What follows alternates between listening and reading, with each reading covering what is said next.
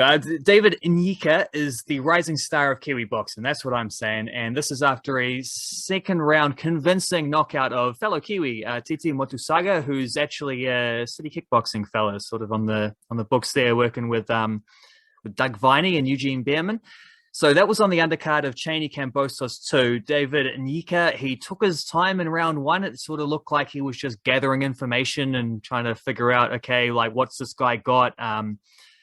And then in the second round, he ramped it up, but at the same time, caught a sort of a head clash to the cheek, opened up a big cut underneath his right eye, I think it was. And that just seemed to put him in a mood of like, no more gathering information. I'm mad now. I want to finish this in a hurry. And he did. He finished it in a hurry. It was emphatic. It was a very good win. Moves to 5-0 as a professional.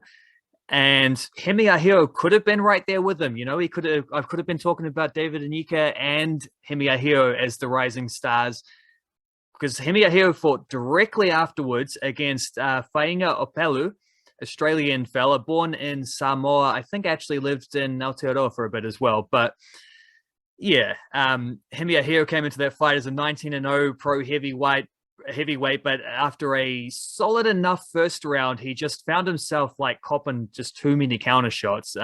Couldn't protect his head, and then just like the collateral damage wore him out really fast, to the point where like after the third round, Eugene Behrman was telling him like, bro, however tired you are, then Eugene Behrman and his jandals, by the way, at a major like world title fight, which is inspirational stuff.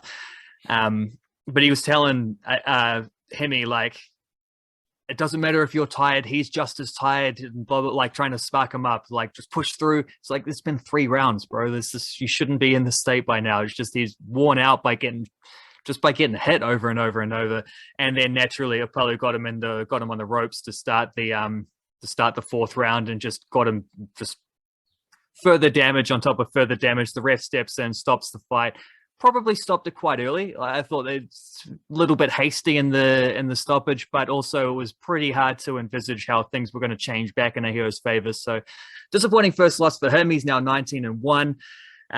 Just off his game against a well-matched opponent. That's what happens. Of course, this is also a few weeks after Joseph Parker suffered his first career knockout loss against Joe Joyce. And we also haven't heard a peep out of Junior Fast since he was knocked out by Lucas Brown in the first Haney Kambosos event. So not good for the top 3 heavyweights out of this country, but cruiserweight division, you still got David Nyika. So shout out to David Nyika.